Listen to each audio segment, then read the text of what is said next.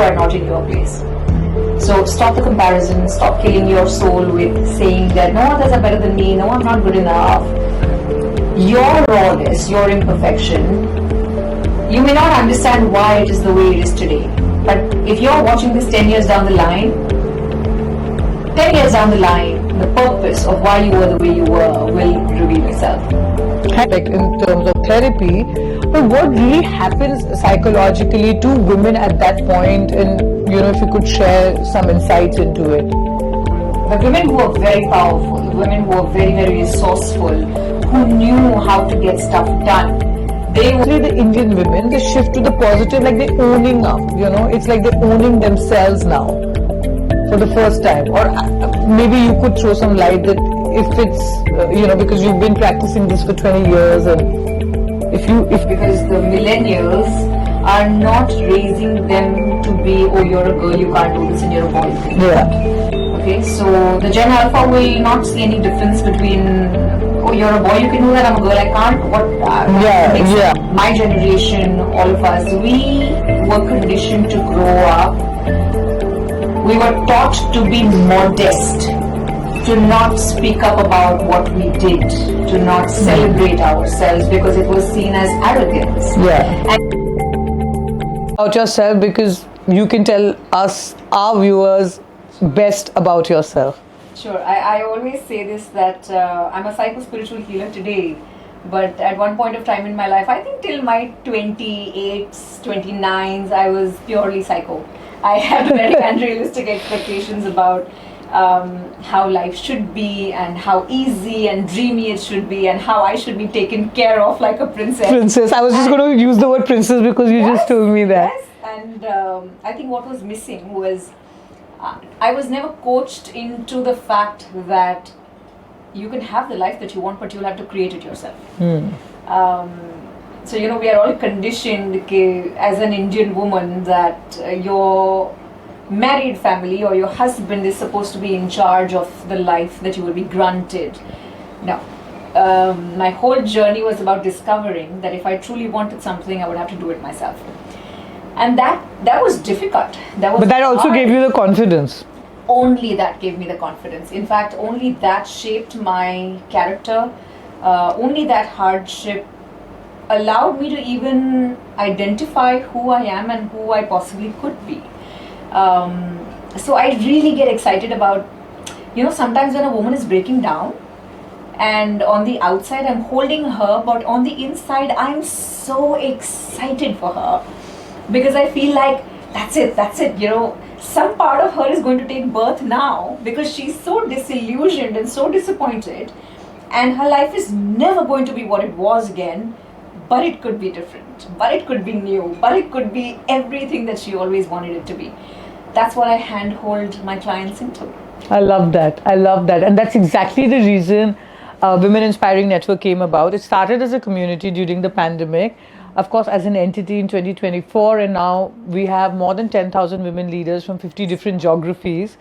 And these are the kind of stories, and what you just said, that's really interesting. And of course, I would like to know more about that. You have, of course, been a transformational person in your industry, coaching leaders, professionals, entrepreneurs. You've had clients, I think, across this thing. And so today, you've sort of explained to us what truly makes women extraordinary. Is it her achievements, her resilience, her mindset, the courage to embrace authenticity despite all the uncertainties which we face? And so I want you to now tell us, like, everyone wants us to be called strong because women have that emotional quotient, empathy. So why do you think women have been conditioned to confuse strength with silent suffering? Like, it's just given that we should just be really, really strong. So what's your take on that? Strong is a destination according to the soul. And to become strong is a human journey. Being strong is an aspirational place, but the journey is really tough. Because when we are born very weak, vulnerable, dependent, needy, clingy. Everything has to be taught, especially to the human baby. No other animal on the planet is as dependent as the human is. So when a child falls and hurts itself, you will hear the parents say, "Arey, rote nahi, mera bacha, shabash, you're so strong, mera strong bacha, rote nahi." What is happening is that you are being conditioned, you are in a state of suffering, but somebody has just put a complement of strong on that suffering, and now you feel like, oh, agar main nahi ro rahi hu to main strong hu. But that is just you being given a pat on your back every time you suppress. We need to break that. Strength is the ability to fight pressure, to fight force. But we are so scared of the pressure from the outside that we just feel like, ठीक है यार, वो pressure नहीं आए, इसके लिए let's just do what they want us to do. Let's just give in. What's the point of this pressure? We need to recondition the next generation. And a very simple thing, but a very important question. If you can ask your child before they sleep that, what was the hard thing in the day today and how did you face it? And you give them an opportunity to talk about it. You're actually conditioning them that there is going to be hardship every day, but you also have to face it, and I did face it. And that's when you give them that pat on the back, that I'm proud of you. They don't need to be scared of the word failure. They should not be scared of the word difficulty or the word hardship. It's a spiritual gym. It makes you who you are.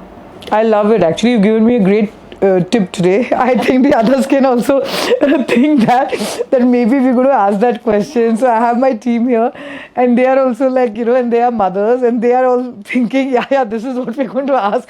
So I'm going to land late at night back in New Delhi, but I'm going to ask my daughter this tomorrow, who's 9, and she loves the fact if I mention her, then she watches those.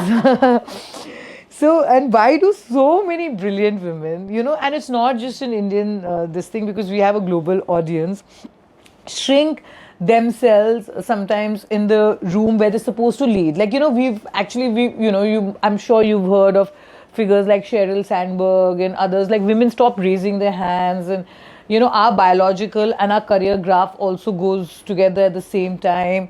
And but what is really happening, because you've mentioned so much about psychology and your spiritual aspect in terms of therapy, but what really happens psychologically to women at that point, and if you could share some insights into it.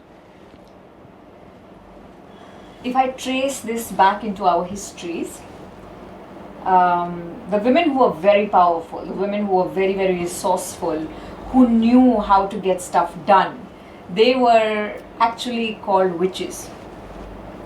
Okay? And people were so scared of their power that they would behead them, they would kill them, yes, they would damage them and destroy them. Especially those period films which we watch. So women learned that if you have a gift, shut up about it. If you have a voice, don't let them hear it. Otherwise they will damage you, they will destroy you. And that just kind of came in. And also, we are, in India especially, we are raised to be a support system to a successful man. Yeah. But fortunately, we are becoming that successful man today. And that itself has a lot of stress associated with it. The human brain cannot identify the difference between a roaring lion in front of you and an email which says that you have been put on a performance incentive program. It just still feels like the same threat. So we react in a way like, oh my God, this wasn't great. Oh my God, what if they sack me after this? Oh my God, what if I lose my job? So let me not be seen. Let me not be heard. Let me just become malleable and palatable and, just hiding somewhere in the room. At least I will keep what I have. The gifts that we are talking about today is not witchcraft, but the gifts that we are talking about today is if I have a voice that can be heard, if I have a brain that has its own ideas, if I have a position of power or a capability that brings in change, those are my gifts. But yes, the world will still ask you, how dare you? Who do you think you are to display these gifts? And facing that on an everyday basis is the strength that we were talking about. Yeah, yeah. And what's the one lie which women have been told about success that you think needs to really go away from our system, which needs to disappear? The lie that once you become successful, everything is fine. That's it. You know, success is not like a handbag that you bought and you've put your initials on it also, and that it's always going to stay like that. Success is a recipe that needs kneading and remaking every single day.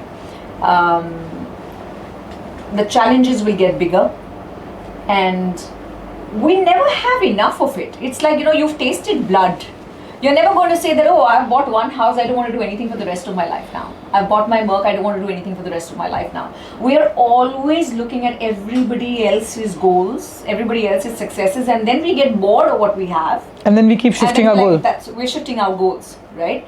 Now, every time. But isn't it okay to be ambitious? Of course, it is okay to be ambitious. The myth that I'm trying to break is, please continue to follow all your ambitions.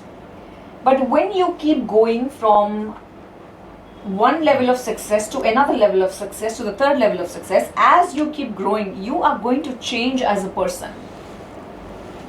The same person that climbed the first 5 floors is not the same person that's going on the 100th floor. Parts of you will shed. Some of your friends will go away. Some of your family who was supportive of you is now going to be envious and jealous of you. Some people who thought you could be nothing are now going to be like, oh my God, how dare she? Let's pull her down. So all of this is going to happen. Success will happen when you show up consistently, and the day you feel, I'm not scared of failure anymore, but I'm willing to try, I'm daring again, is when you know that you've truly become successful. Yeah. I mean, we see that opportunity with Women Inspiring Network. So, you know, in the pandemic when, you know, so I always believe that every time there is, you know, something going on, so all our clients in the communication business had stopped work. But a client of ours came back and they said, let's do a webinar. And we said, we should have women change makers in it. So he says, we can't pay you. I said, it's fine. We'll do it under Wayne, where we have women change makers. And before I knew, Women Inspiring Network was born. So I actually feel that when you look at like a challenge, yes, from a different angle, there is always an opportunity, and you know how sort of things change. The universe is always giving you the next step. Yeah, I believe in that. I actually believe that the universe has this divine plan, and it just aligns itself. Like, we got this fabulous place in Cannes. It was double the size of our previous event. Actually, it was going to be the same space, but just a day before, the hotel said, no, we're giving you this space. And everybody who'd come to our event last year, they were like, wow. So, you know, I just feel it has this really strange way of aligning itself. And I'll also tell you this, the universe, in all my experience, what I have seen is that God, nature, the universe, whatever you call it, it has a fabulous way of rewarding a stubborn woman that does not give up. Yeah. It's like, yay, I got your back, go on, go for it, you know, do it one more time, do something different. I feel you're speaking to me right now. And why do women wait until they're perfect before they speak up? You know, why is it like, you know, like a perfectionism, often fear wearing a beautiful disguise? That is a beautiful question. For women, first of all, let me tell you this, that for me, perfect is almost like a negative word. Perfectionism means it can't get better than that. Yeah, but it can always get better. It can always get better. And sometimes when it's imperfect, it looks beautiful Yes, in its own does. way. You do realize that the dimples that people have that make them look so pretty are actually defects in our body. They're defects. Yeah, and the moon. Yes, all of that, right? So, perfectionism can only block you. The need of perfectionism can only give you an obsessive compulsive disorder and extreme paranoia and anxiety and nothing else. When you make a beautiful painting and the painter looks at it, feels satisfied, and then looks back at it and I could have done that too, right? There's always more inspiration that is happening. A bigger trouble that I see with perfectionism is that women, especially, for them perfectionism means that everything in my life is happy, quiet, silent, even though that silence or that quiet could be superficial. That is a big, big, big issue. I was conditioned to make sure that everyone around me is happy and shanti, shanti, shanti bana ke rakho, shanti bana ke rakho. Now, when we equate our perfect lives with the superficial shanti, it's almost like you've kept a very, very expensive crystal vase on a very tall table, but it's so fragile, that table, that the slightest movement of wind itself could crash it. But you have to keep that vase intact. So now the woman will leave everything in her life and just keep guarding this vase. No, it should be fine, it should be perfect. She can spend 20 years, 25 years, 30 years of her life trying to create a superficial quiet and happiness, shattering inside. One day she will get fed up. One day she will feel like, listen, I've given 25 years of my life to keep this vase intact. I don't want this vase anymore. It can fall, it can crash. Now I want authenticity, I want truth, I want honesty, and I want something that is built on a platform of solidity, not on a platform of perfectionism and quiet.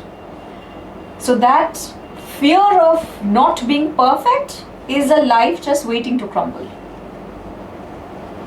And what about some people who are not born with that confidence?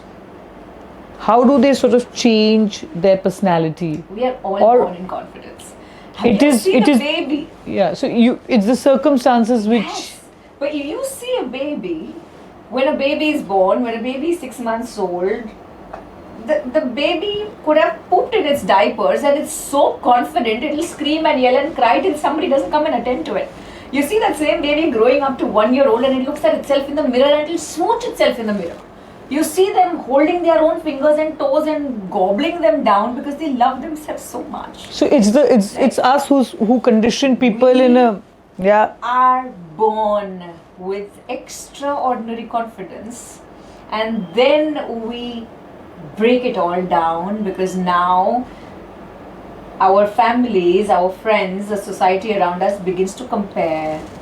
Oh, you're not as thin as that one. Oh, this one got more marks than maths. That one is running faster than you. This one looked better than you. This one was... That comparison kills your confidence. It kills your confidence. And myself, I am never going to be in a room where I could be compared. I am never going to be on a table where somebody else could give me marks for who I was. I was given a lot of opportunities to participate in a Mrs. India, and I'm like, I'm not going down that ramp with somebody saying, oh, she's an 8 on 10 or she's a 7 on 10. I'm not doing that to myself. I am the only person that can give myself any marks. When you stop murdering your soul with comparison, that's when you will find consistent comfort in who you are. When you are consistently comfortable with who you are, you become confident of yourself. Nice. I think all our viewers would love this. And why do women are always celebrating everyone else's achievement? But sometimes we all struggle. Like you start feeling guilty if you're doing something really good. So how should they condition themselves to think differently? And I'm going to add another question to this after you finish. But I also see the shift is happening. Like especially the Indian women, the shift to the positive, like they're owning up. It's like they're owning themselves now for the first time. Or maybe you could throw some light that if it's because you've been practicing this for 20 years, and if you are seeing the shift when you first started. There's definitely going to be a shift in the Gen Alpha, that because the millennials are not raising them to be, oh, you're a girl, you can't do this, and you're a boy, you can do Yeah. that. Okay, so the Gen Alpha will not see any difference between, oh, you're a boy, you can do that, I'm a girl, I can't. What? That Yeah, makes sense. yeah. It's Like going to I be- can it's going already to be see. equal. Yeah, yeah, It's yeah. going to be equal. But till it was, the children that were born in the 1980s, my generation, all of us, we were conditioned to grow up. We were taught to be modest, to not speak up about what we did, to not celebrate ourselves because it was seen as arrogance. Yeah. And then we confuse the modesty with bicharapan.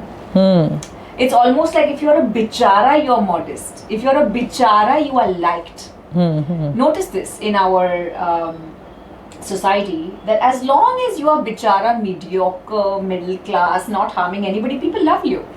They will come to support you. Hey, can I help you? Oh, you want some help? Sure, reach out to me anytime. The day you stop being bichara, the day you come across as confident, you could just be walking across and you will hear a silent word. Right? Because they can't stand your confidence. Because your confidence represents to them what they couldn't be. And sometimes I feel when you're assertive or you're firm, they think, oh, you're bossy or you're arrogant or. Exactly, and those are not words that are associated with With the woman.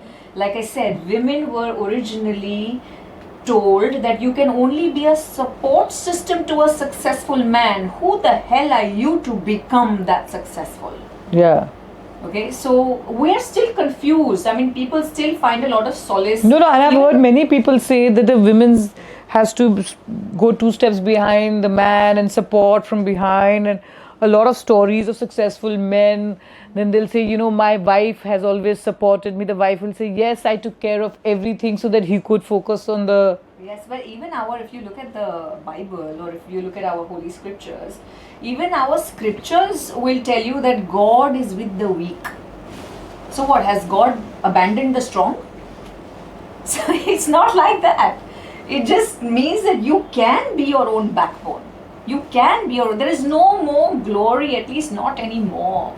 There's no glory in being the victim.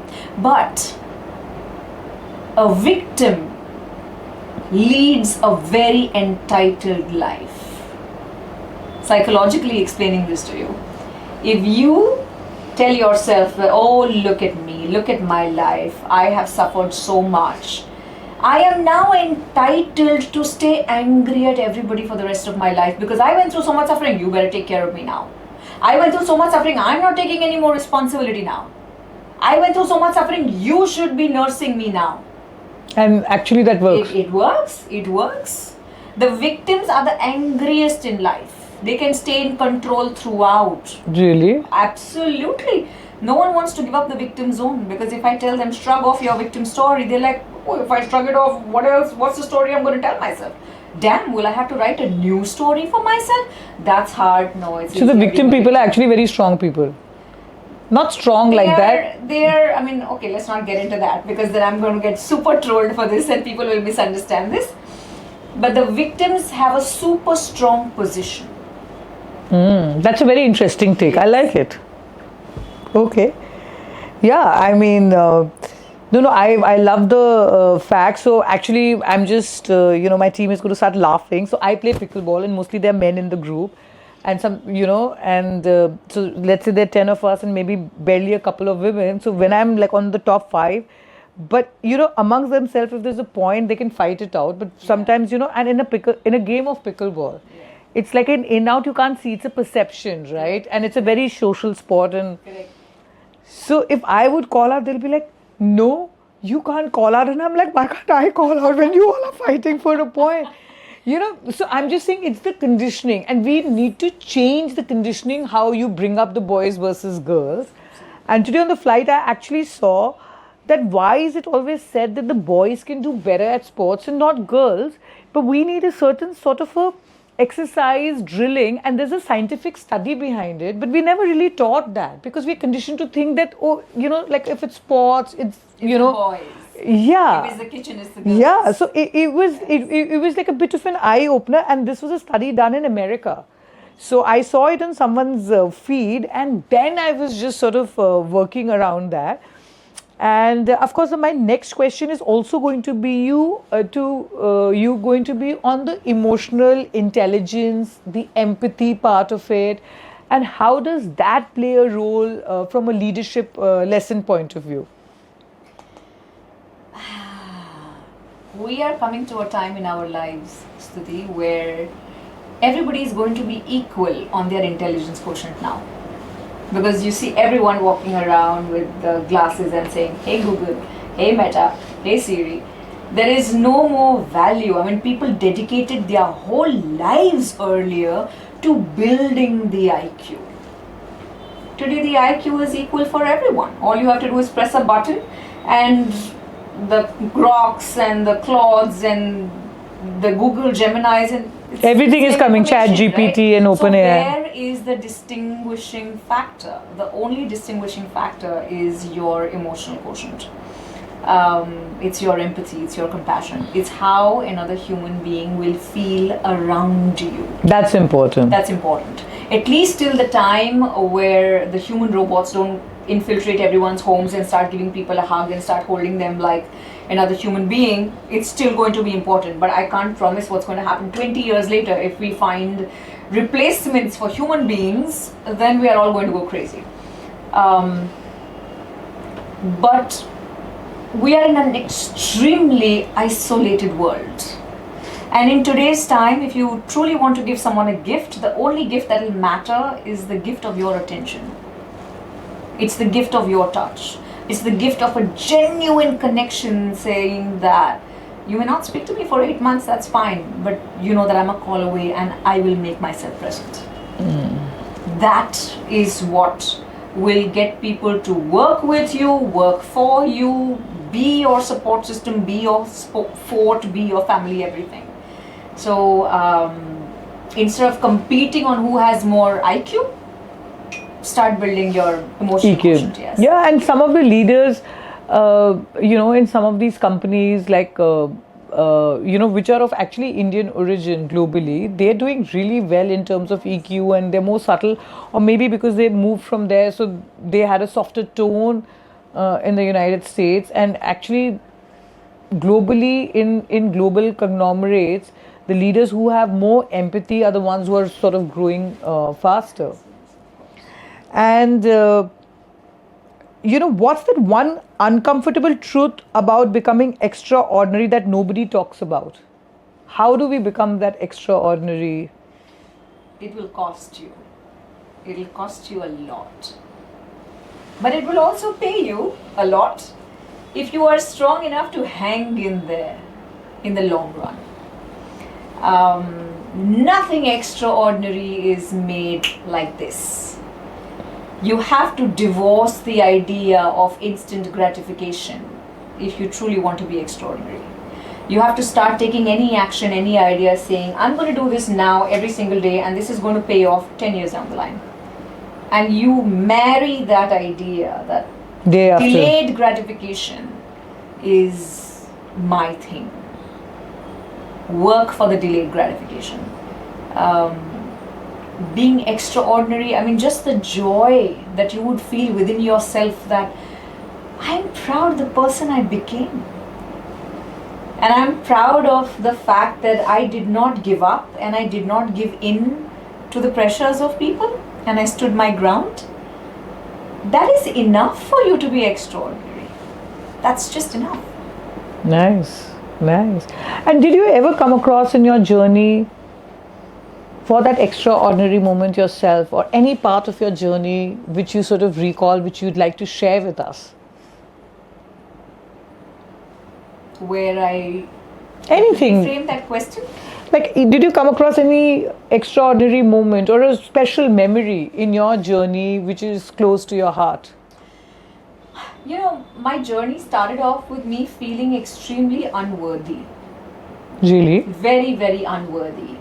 And somewhere I felt like, oh, I would be worthy if I brought money onto the table, or I would be worthy if I had these riches, or if I had these accomplishments to show. In my journey, I've realized this, that, and this is a problem a lot of women face, that if they are homemakers, I was a homemaker for 15 long years. If they are homemakers, they feel like, अरे मैं क्यों, मैं क्या, मैं तो कुछ भी नहीं करती, I do nothing. That's literally how they describe themselves. By that standard, what is the worth that a Sai Baba has? What is the worth that a Shiva has? He's just a Naga Baba staying in the mountains. What is the worth that Ram had when he was on exile? Nothing. But we still look up to all of those figures to be able to help us, to be able to protect us. You cannot compare your worth with what you are doing or the finances that you are making.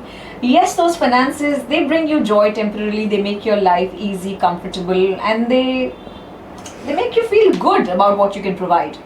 But your worth is not how much money you bring in. Your worth is the presence that you carry. Your legacy is how you make every person feel.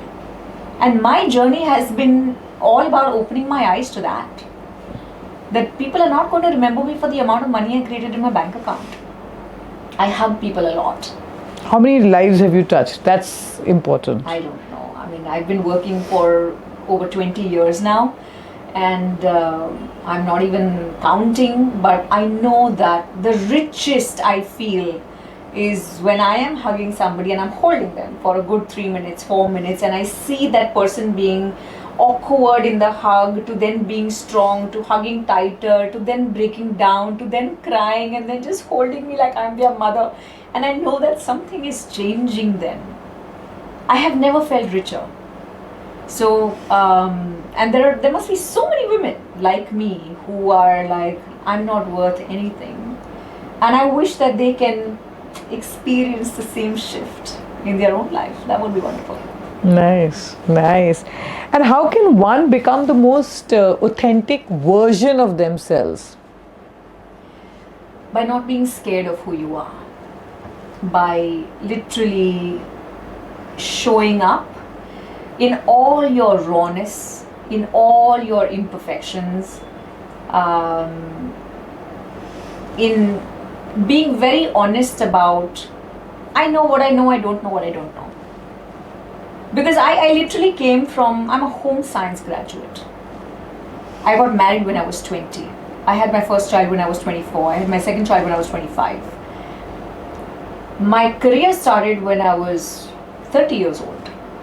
I didn't even know I wanted a career. And my education was literally into how do you cook? How do you take care of a child? How do you remove the stains of a carpet? How do you stitch clothes?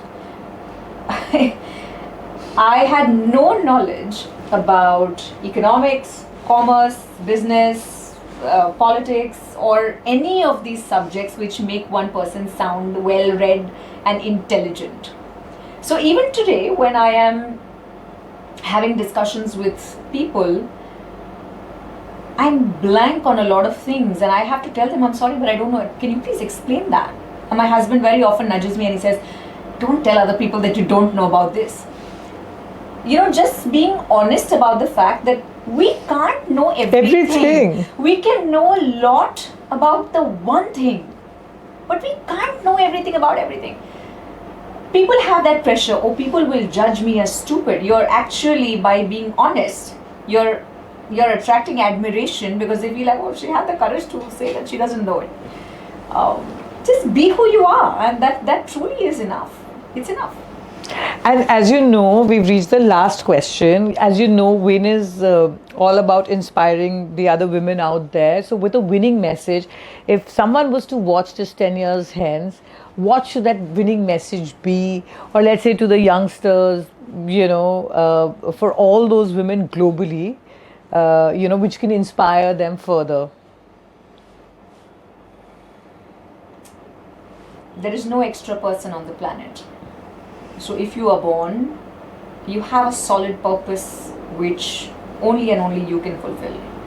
You are a part of a very large jigsaw puzzle, and as much as you may compare yourself to another piece, or you may feel like, oh, others could do that better than me, there is no other piece that can take your place. The puzzle will always be incomplete if you are not in your place. So stop the comparison, stop killing your soul with saying that no, others are better than me, no, I'm not good enough. Your rawness, your imperfection, you may not understand why it is the way it is today. But if you're watching this 10 years down the line, 10 years down the line, the purpose of why you were the way you were will reveal itself. Thank you so much. But we're going to end this with a hug because you told me that people love to hug you. So I'm going to end it with a hug. I'm not usually a huggy person, but I will. I am a very huggy person. But it was truly a pleasure having you on our Win Voices. But thank you so much.